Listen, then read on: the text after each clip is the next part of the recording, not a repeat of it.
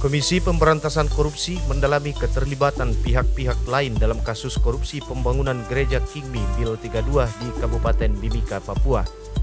Wakil Ketua KPK Alexander Marwata mengatakan tidak menutup kemungkinan proyek lain ikut ditelusuri bila mana ditemukan indikasi tindak pidana korupsi. Alex menyebut kerentanan korupsi melalui pengaturan lelang proyek hingga proses penunjukan langsung sudah menjadi penyakit lama di Papua. Nah, apakah KPK juga akan menelusuri kegiatan-kegiatan atau proyek-proyek yang lain yang dikerjakan oleh IO, ya baik selaku kontraktor atau sewaktu yang bersangkutan menjabat sebagai bupati. Nah, tentu nanti juga akan dilihat dari hasil penggeledahan dan penyitaan barang-barang bukti. Tidak tertutup kemungkinan, sekali lagi kan, kalau itu juga menyangkut proyek-proyek atau kegiatan-kegiatan proyek yang lain, tentu juga akan kami kembangkan ke sana, ya. Dan kita melihat sebetulnya di wilayah Papua tata kelola pemerintahan daerahnya itu sudah kemudian juga terkait dengan pelaksanaan proses lelangnya penyakit lama ini kan, ya tidak tertutup kemungkinan sebetulnya ya proyek-proyek yang lain tadi juga bermasalah juga, ya apalagi dengan model-model penunjukan langsung dengan pengaturan lelang, ya, mungkin juga terkait dengan perencanaan dan penganggarannya. Pengawasannya yang tidak berjalan dengan baik. Nah, itulah semua itu kemudian menyebabkan terjadinya kerentanan terhadap korupsi.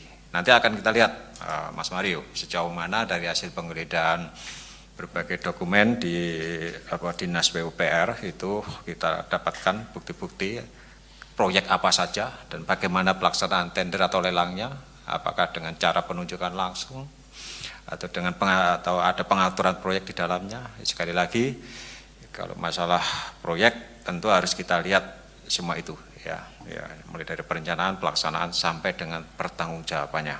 Nah, kemudian terkait dengan penunjukan MS sebagai PPK, apakah ada unsur suap? Ya, sejauh ini pasti nanti kita akan lihat dalam perkembangan penyidikan. Nanti saya nggak tahu Pak Karyoto nanti apakah ada informasi seperti itu yang sudah digali oleh penyidik. KPK juga akan mendalami proses penganggaran pembangunan Gereja Kingmi Bil 32 yang melalui serangkaian pembahasan di DPRD Mimika. KPK menyebut adanya potensi pengkondisian antara anggota legislatif dengan para tersangka agar anggaran itu diloloskan. Demikian juga keterlibatan anggota DPRD dalam penganggaran Gereja Kingmi.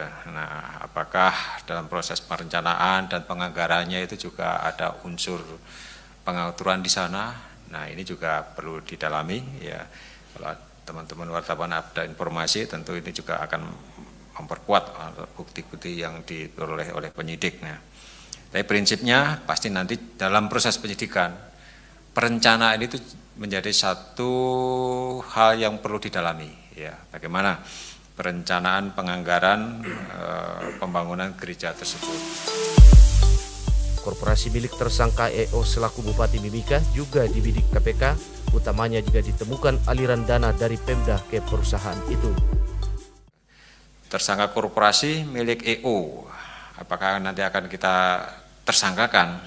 Ya kita lihat, ya menersangkakan korporasi kalau korporasinya nggak punya kekayaan apapun, atau kasarnya itu hanya bermodal bendera, terus tujuannya apa? Kan tujuan untuk menersangkakan korporasi itu adalah untuk memaksimalkan pengembalian kerugian negara. Tetapi kalau tadi yang bersangkutan EO itu kan selaku kontraktor sebelumnya, ya kan, dia punya peralatan-peralatan yang untuk ya alat-alat berat yang tadi disampaikan di paparan tadi kan sengaja mendirikan untuk pengolahan beton atau apa di depan, persis di depan gereja. Artinya dia punya aset, ya korporasinya itu punya aset.